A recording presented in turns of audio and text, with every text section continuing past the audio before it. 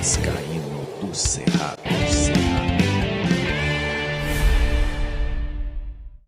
Fala galera vascaína, eu sou o Thiago Fontes, falo direto de Brasília, Distrito Federal, trazendo mais um vídeo para o canal. Vamos bater um papo, trocar uma ideia, atualizações sobre tudo que tá pegando no Vasco antes de eu pedir a moral. Deixa o joinha, deixa o hype, deixa o like, comenta, compartilha, tudo que você puder fazer para o canal ser indicado na plataforma. Eu agradeço a força. Vamos aqui para a ressaca do dia seguinte. Mais um empate, são 4 empates seguidos, são 6 jogos depois da parada da Copa do Mundo, 2 derrotas, 4 empates, nenhuma vitória. O Vasco conseguiu a proeza de não ganhar de um time que está jogando a Série C e vem de maus resultados. O Londrina meteu 3 nesse time do CSA.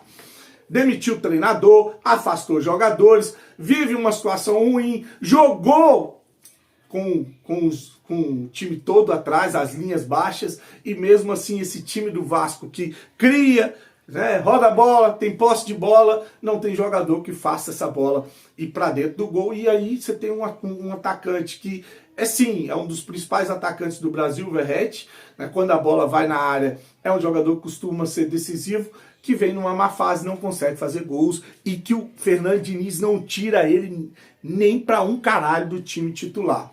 Nem tendo o jogador expulso ele tira o Verratti. Por isso que eu fiz a capa lá com o coração e botei um quer casar comigo lá no Instagram, porque não é possível, é amor, é paixão. Só pode ser isso para explicar ele não tirar o Verratti, até pela idade do Verratti, pela função que ele faz. Tem hora que você tem que tirar o jogador de campo, cara, para preservar o jogador que está sendo agora detonado pela torcida. E por culpa do Fernando Diniz.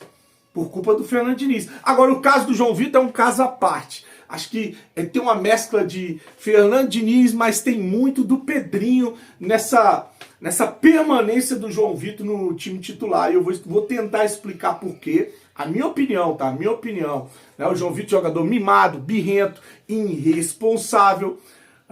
São 5 expulsões desde que ele chegou ao Vasco. Eu vou trazer uma por uma para você ver as expulsões do João Vitor. Mas antes, né, só falar que o torcedor não quer o João Vitor dentro de campo, já não goza ali do prestígio da torcida. Então, assim, as respostas que ele dá, as críticas que ele leva com deboche, já minou o torcedor do Vasco. Então, custou caro. Na teoria, porque o Vasco não vai pagar o Benfica. Então, é um custo-benefício que, na teoria, é caríssimo para o Vasco. Tem gente que fala que o João Vitor vai custar o Vasco 30 milhões, 40 milhões. São 50 milhões de reais com metas alcançadas. Né? Não é à toa o João Vitor estar em campo todos os jogos. É porque o Vasco não tem obrigação, ou não vai ter obrigação de pagar. Porque colocou no regime, na recuperação judicial, para parcelar, para pagar em 20 anos. Ainda com deságio. E aí é mole, cara, e bota pra jogar mesmo, deixa bater as metas tudo, e eu quero que se lasque, eu não vou pagar. Esse é o pensamento do Pedrinho. Sabe por que esse é o pensamento do Pedrinho? Porque o Cruzeiro, através do Alexandre Matos, procurou o Vasco para contratar o Pedrinho, quando eles tiveram o seu principal zagueiro lá lesionado.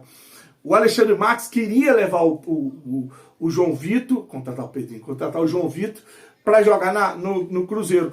Só que o negócio não interessou pro Pedrinho. Porque ao invés do Cruzeiro oferecer dinheiro ao Vasco, que aí eu acho que tinha fechado o negócio na hora, é claro, eu compro um jogador, não pago o jogador, coloco na recuperação judicial, vou pagar 10% em 20 anos e ainda vendo o jogador. É o tal do calote, que fez aí com o Hugo Moura, fez com outros jogadores que o Vasco não vai pagar, mas pode vender e ganhar uma grana. E aí fez com o Léo Pelé tá lá, não pagou, e vendeu o jogador. Enfim,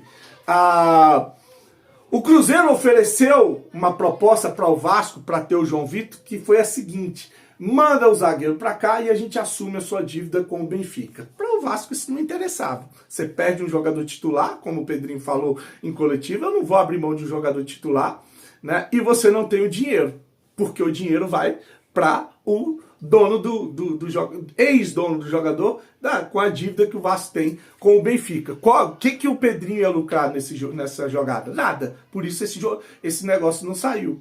O que o Pedrinho quer, por isso ele força essa titularidade do João Vitor, é uma proposta que faça o jogador ser negociado, e aí ele vai pegar uma grana e não vai pagar ao Benfica. É por aí, tá? Então, dois motivos para mim faz com que o João Vitor permaneça no time titular, mesmo questionado pela mídia, jornalistas, influenciadores, torcida. O primeiro é essa questão financeira. O Pedrinho quer fazer dinheiro com o cara, por isso que mantém ele no time titular. Essa forçação de barra. O segundo motivo é que também não tem nenhum zagueiro que, se olhar assim, as contratações do Pedrinho são horrorosas. Lucas Oliveira está sentado no contrato, Lucas Freitas ainda é o mais ou menos ali, que ontem não entrou como titular e alguns vascaínos chiaram.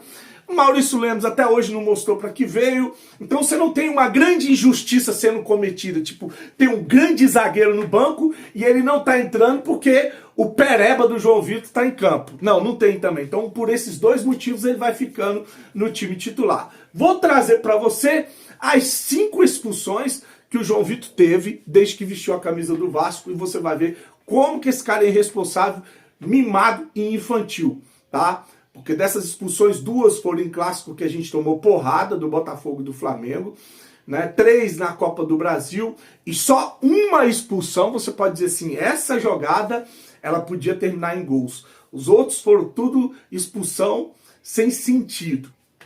A expulsão número 1, a primeira expulsão do João Vitor, foi na Copa do Brasil contra o Água Santa em São Januário.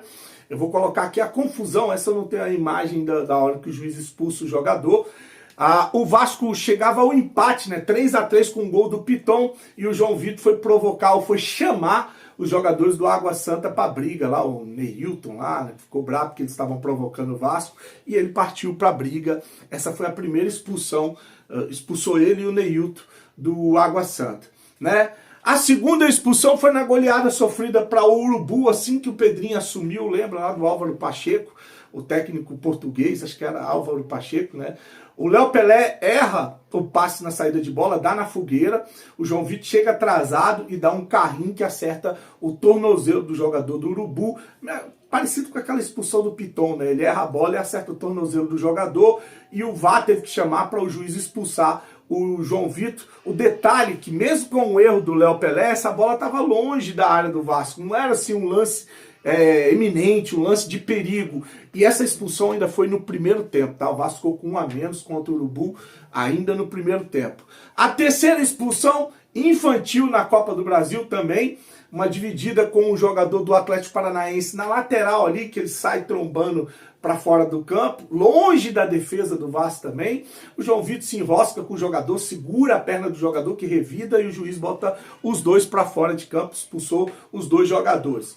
A quarta expulsão foi no clássico, na derrota contra o Botafogo, foi também no primeiro tempo, deixando o Vasco com 1 a menos ainda na primeira etapa. O Botafogo venceu por 3-0.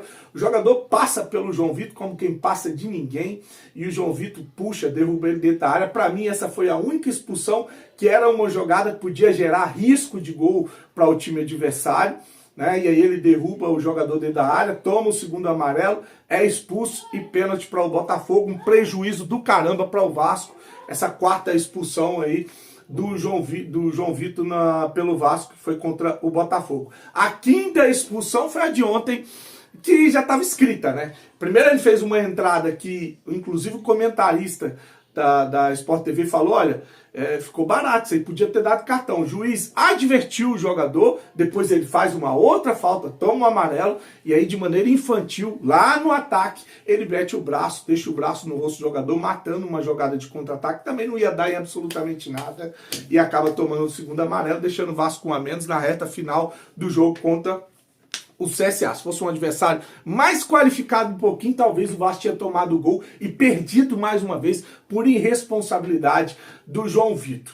E o seu Fernando Diniz, que mais uma vez deixa o Verratti em campo. Agora a luz apagou de novo. Deixa o Verratti em campo.